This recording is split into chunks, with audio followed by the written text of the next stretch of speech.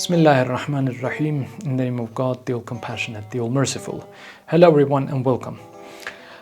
Given the high demand, I have decided to start a new video series examining Ibn Arabi's famous Fusus al-Hikam, chapter by chapter.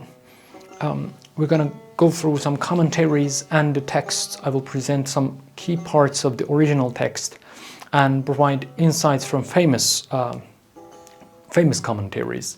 Shortly, I will tell you what they are. In this video, we will be examining the preface itself. I will not delve into the commentaries. That requires a long discussion that I will be doing in another video. Because before delving into the chapters, understanding preface is crucial, and I will tell you why shortly. There are many commentaries written for Fuṣūṣ. The top ones are, first of all, that of Qūnawī. The other one is Qayṣarī, Qayṣarī as they call it. One more is Jāmī. The other one is Kāshānī.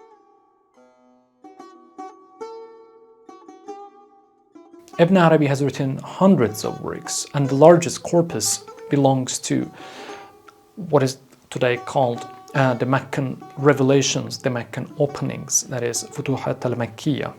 But in this video series, we are laser focused on Fusus al-Hikam. Fusus al-Hikam has been translated into the ringstones of wisdom, the seals of wisdom, the basils of wisdom. Why the multiplicity of translations? What does this name encapsulate? There are some interpretations. The strongest one seems to be this one. In the past, kings used their rings as seals when they wanted to seal, say, a letter to send somewhere, and it brought the sense of formality. Ibn Arabi seems to be using the term in this sense. Well, Fas is the stone part of a ring, so basically ring stone.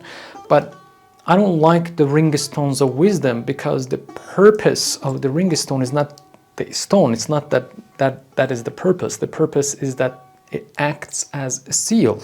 That's why I think the seals of wisdom is more accurate than the ringstones of wisdom, or by far the basils of wisdom. The chapters of this book suggest that, according to Ibn Arabi, God assigned each prophet with a particular wisdom, and each of those prophets are like seals in the cosmos. Why did I say that the preface of this book is crucial before you start the chapters? Many consider Qūnawī the greatest commentator of Ibn Arabi, the person who systematized Ibn Arabi's complex thought. Qūnawī himself says, Ibn Arabi did not teach me the entire Fuṣūṣ. He only taught me the preface, and that preface was like the key to unlock the other chapters. The other famous commentator of Fusus al-Hikam, Jāmī, also confesses that Qūnawī taught me only the preface, and it opened the doors of other chapters to me. That is why understanding this preface is crucial. But is reading the preface going to be enough? No. Ibn Arabi has kept this preface very brief. And the best thing that we have to understand what is going on in the preface is the initial section of Qayṣarī, in which the great commentator Qayṣarī writes 12 principles according to which you will be able to unlock the Fusus al-Hikam. What are those principles? Well, that is not the purpose of this video. I will be dedicating another video because that's going to be a long discussion. But to give you an overview, in his commentary, Kāshānī mentions 3 principles, understanding which is crucial to understand the chapters of the Fuṣūṣ. The first principle regards existence, saying that according to Ibn Arabi, divine essence is existence. God in his essence is absolute existence. The second principle regards the divine names and their infinity. And the third principle relates to the relationship between the created beings and the essence in its oneness. How does the one essence relate to the created beings, and how does it manage them? For Qayṣarī, this overview is insufficient, and this preface is too important to be expressed and explained in such a brief way. That's why he writes a long section before he starts the chapters. 12 principles, but we will get into that. Initial part of the preface, originally, together with its translation, I will try my best to explain it accurately and shortly, and then I will explain what is going on in the following parts, because although the entire preface is important, but it is literally the first sentence that sets the framework. Ibn Arabi writes, Bismillah ar-Rahman ar-Rahim, Alhamdulillah munazzil al-Hikam ala qulub al-kalima بأحدية الطريق الأمام ومن المقام الأقدم وإن اختلفت النهل والملل لاختلاف الأمم. Praise be to Allah who reveals wisdom to the hearts of words through the oneness of the straight path from the eternal station, even if religions and sects differ due to the diversity of nations. Interestingly, he starts the book with Alhamdulillah, praise be to God. But the most important thing here is the word Hikam, which could be translated as wisdom, and that God revealed it to the hearts of words. You can take the translation of Munazzila differently than what I did. That is, God revealed, but that is not the point.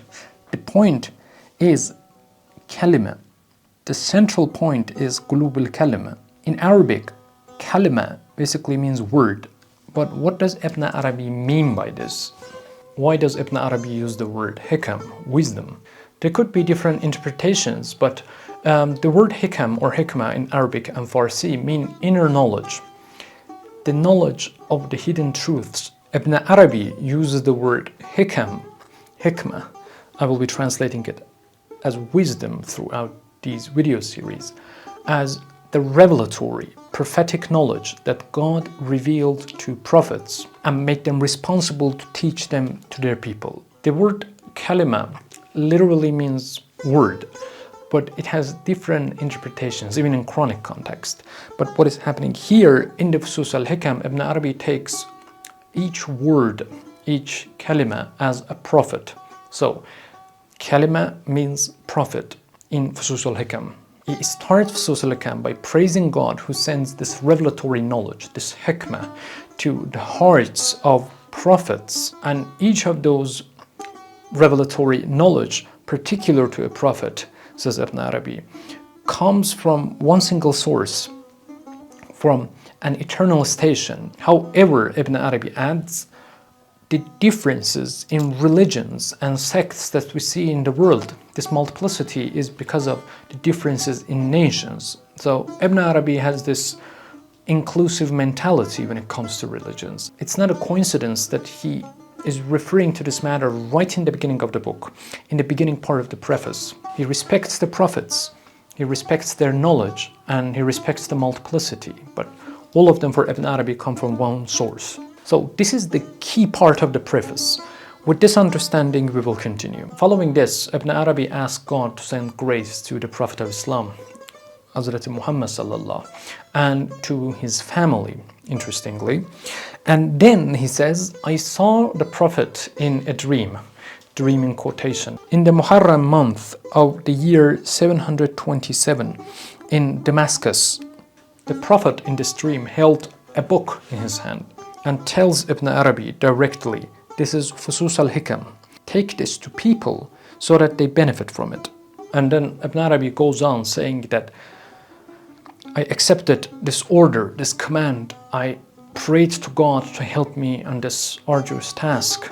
And I prayed to God, he says interestingly, that I'd be one of those servants immune from the Satan.